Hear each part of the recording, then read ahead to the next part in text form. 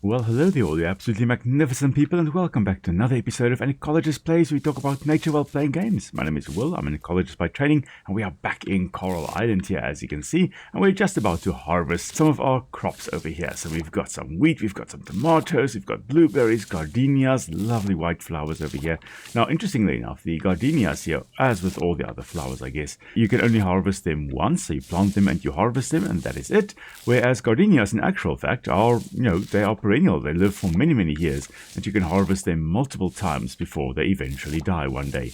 But they can be very, very long-lived. And they're actually related to coffee, which is quite surprising, but they are in the Rubiaceae family, and they are therefore related to coffee, which is also in the Rubiaceae family. Now, we're just going to check our crops that we have harvested here. The tomato, we're going to keep. That is osmium quality.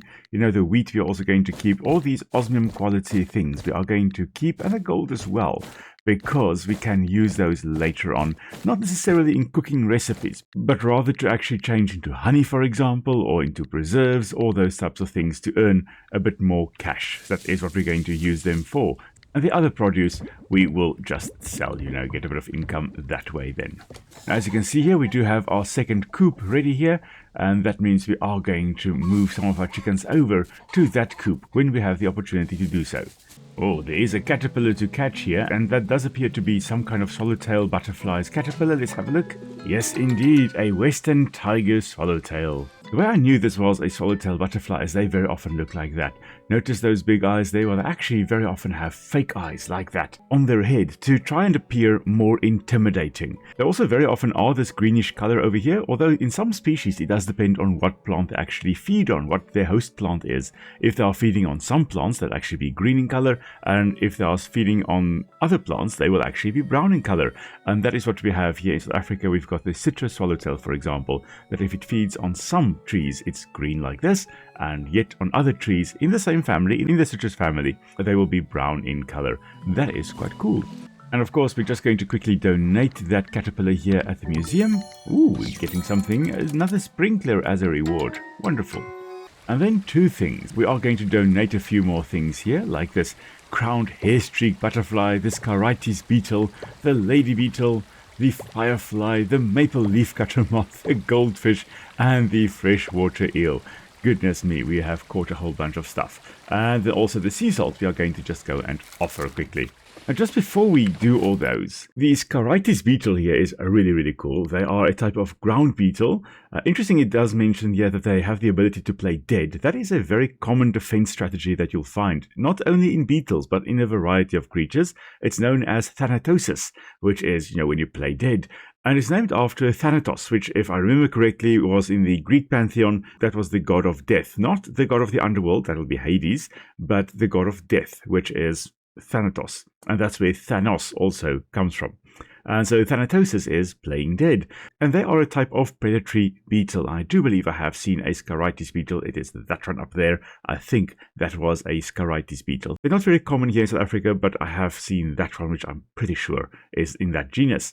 And then we also have here the crowned hair-streaked butterfly. Notice those little extensions on the hind wing. Well, we had something similar previously with the swallowtail butterflies, where it's designed to attract the attention of a predator, and the predator then grabs the butterfly by those little tail tips there, and then, well, that rips off, and the butterfly survives, but loses a bit of its wing in the process. Now, of course, because it is, the part of the wings technically are dead tissue, so it cannot regenerate. It is lost forever, but it does give them a second chance to carry on doing their thing. And in a lot of these hair-streak type butterfly species, they will actually, when they are resting, they rub their hind wings against one another, and it looks as though these little extensions here are actually the antennae of the butterfly, and it looks as though this is the head side, and it draws the attention, it draws the focus of those predators, which then focus on, well, technically a less vulnerable part of the butterfly. So that's really, really cool. And then lastly, just here, the maple leafcutter moth. It's not as beautiful here as they are in real life. They are tiny little moths, not quite as plump as this one is here, but they really have very, very dark, iridescent green wings here. It does mention here that they have metallic wings. Well, the picture there does not do them justice. They have really, really dark green metallic wings. It's called the maple leafcutter moth because, well, the caterpillars will defoliate maples, but also a bunch of other trees. Things like oaks will also be taken, and some beech trees as well. Anyway, we're going to just donate all these lovely things over here. And then on the way to the lake to go offer the sea salt there, we're just going to pop in here by the blacksmith. Because, well, I really, really need to upgrade my pickaxe here. I do just want to see whether I can perhaps catch another eel, just, for fun. They should be moving through the river systems now, because I do believe summer is the season in which these fish, at least in the game here, migrate along the river. They most likely are found in both freshwater and saltwater. Did not catch any there. Let's try this little crossing over here. So they most likely will spend most of their life in freshwater and then actually migrate to the ocean to go and breed. A lot of these freshwater eels tend to do that. So in South Africa, we've got the longfin eel that does that. European eels will also do that, where they actually... Oh, that was just a piece of trash. The European eels will also spend a lot of their time in the freshwater, and then when they're ready to actually spawn, they migrate to the Sargassum Sea, which is off the coast of America, and then they actually spawn there. Not a lot of fish in the rivers here, just a bunch of trash. Okay. Interesting. I think something changed probably with the latest update. Anyway, let's head over here to the lake and let's donate the sea salt. All 5 of them. Oh yes, I must remember, I do need to donate blueberries and hot peppers and bronze quality sunflowers. Ooh, I do believe I've got some of that at home. Now there's a blueberry, there's a hot pepper, and there's a bronze sunflower. And there we go, another season done. And now methinks it's time to go diving a bit. And there we go, we have got the ruby sea dragon again, just slowly but surely moving along here.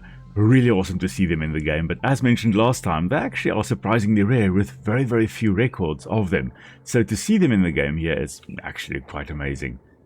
And that's one of the things I do love about this game, is it's not just a bunch of common species that you'll find in the game here. Sometimes there are some surprisingly rare species that they have also thrown into the mix. Like that ruby sea dragon there. Now we're just about to have this last little altar done, and then we should be able to move on to the next area, which may be south, but we'll see in a moment. Yep, does appear to be the case. Wonderful. Now what we have got over here are zebra mussels, and oof, that's actually a problem animal. So recently I talked to my 4th years about invasive species, and well, zebra mussels are really very, very invasive.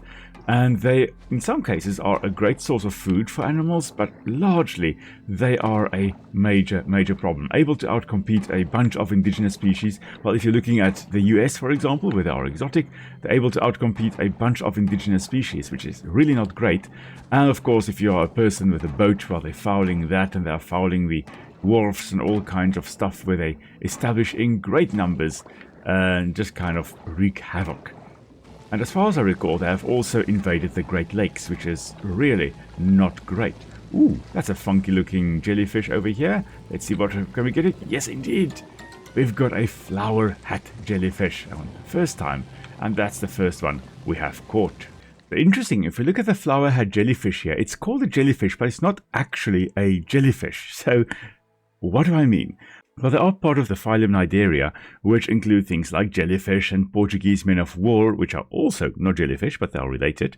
And they also include things like coral and sea anemones and those types of things. The things with stinging cells, with cnidocytes. And, well, this little jellyfish here is actually more closely related to the Portuguese man of war. It is also a hydrozoan. So it's in a completely different class to jellyfish. And basically it would be like, your 3rd, 4th, 5th cousin. Very, very distantly related, but not in your immediate family. So not a true jellyfish, but distantly related to jellyfish. They just happen to look like jellyfish, and they function very similar to jellyfish. Now what we have here is the adult. The adults here are generally shortish-lived. They live only for a few months or so, and then they die, usually during summer, which is exactly what we are currently experiencing. So we are here in summer, and we now have these adult jellyfish swimming around. And the awesome thing is that it says here they're multicolored tentacles. Well, the tentacles, well, actually the jelly overall, they are fluorescent. In other words, they are bioluminescent. They create light. And the way it works is that they have proteins, usually in the stingers here, that are fluorescent. And that means at night they are glowy. And what that does is it creates supernormal stimuli, meaning something out of the ordinary. And little small fish, for example, will go, That's weird. Maybe we should go have a look. And they swim closer, and of course the harpoon-like nidocytes, the stinging cells of the jelly here, will actually impale them and pump venom into them, and then those little fishies die and they can be digested by the flower hat jelly. Really awesome. But again, not a jellyfish, even though it says here jellyfish, not a jellyfish. Now, it does say here that the multicolored tentacles are beautiful but dangerous. Well, they are painful, the stings apparently, and it will cause a rash very often, but most often it is actually not fatal. There's only one recorded fatality, and I believe it was in Japan, caused by the flower hat jellyfish here. So yeah, of course, don't handle it. They are cnidarians, they've got stinging cells. You may want to just stay away from those. Right, now we have finally cleared one of these sites, and we have got another one up there that we can do a little bit later. It is, however, time to go to bed. So that is what we shall do, and our ranching has leveled up. Ooh, we can make the mayonnaise machine. That's going to be a game changer. Now there is a festival going on today, and that is the Animal Festival. Now we could go and take our chickens and actually go and fight in that festival. I'm not going to do that. I'm against animals fighting one another overall. So like obviously things like cockfighting and dog fighting and all those things. Really, really horrible, cruel practices. And as a result, I will not be taking part in any of that, even in the game here. Let's have a look here. See if we can actually now move. There we go. We can actually move our chickens over to the other coop while they're actually in the coop. We can't do it if they're actually running around outside, but while they are inside the coop, we can also just move them over to the other coop. Alright, my little darlings, you can come out now.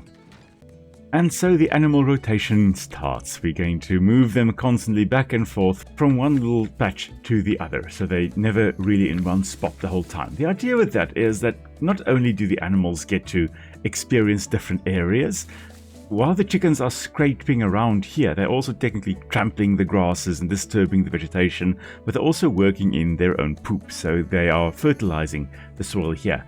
And they're also eating things like caterpillars and grasshoppers and whatever insects are hiding in the tall grasses here. But if we keep them here for too long, the impact may become detrimental, so we want to move them over to the other patch where they can have beneficial impact again until they are in that area for too long, and then we rotate them back to this first area over here.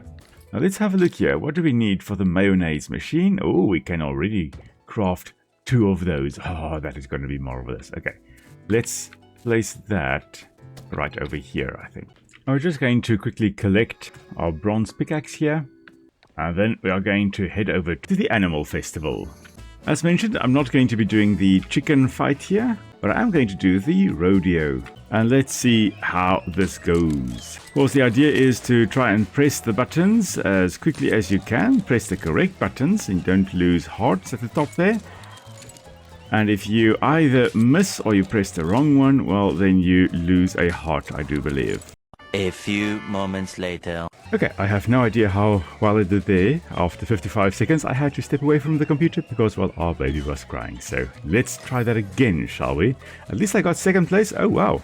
Okay, so at 55 seconds, I had to step away. At least I got another 11 seconds there before I ran out of luck there. So let's try again. I think if I can get to 80 seconds, I will be in the pound seats here. Halfway there. I don't like the bouncy that the camera does every time you press a button. It's making me kind of seasick, but also my eyes are starting to hurt. Okay, I think we're golden. Oh, I've missed my first one there. Second one, and it's becoming a little bit too fast for me now. And there we go, that was it.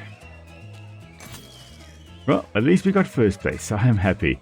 And, wow, by quite a bit. Now for us, there's only one other thing we can do here, and that is the shop over here. And, well, I don't think there's anything we are going to buy now, because, yeah, these topiaries would be quite nice to have, but I'm not going to spend almost all my money on that. So, nope, thank you very much. And that is it. So let's grab some of the things here that we can sell, our mayonnaise, for example, and let's sell them, see what we get from them.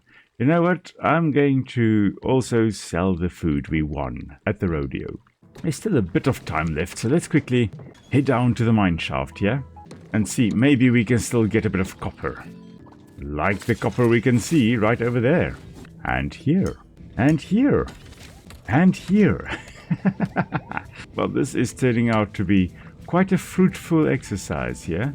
But I think it is time to head home here, and let's quickly sleep. Oh well, the mayonnaise is a lovely income, oh yes. And you know, now that we have so much bronze ore, we can create the kiln, which we can then use to make more glass, which we can then use to place down more mason jars. And as you can see, quite a few things to harvest, but I shall do that off screen. For now, I think this is a good spot to end today's episode. So thank you very much everyone for joining me on our little adventure here. Hope you had fun. I had an absolute blast. Next time I'll be back with a bit more windrows, and then thereafter we'll be diving a bit more and exploring the world of Coral Island a little bit more as well. So of course, as always, if you've got any questions, please pop them down in the comments below. And until next time, stay safe everybody. I will see you all soon. Cheers!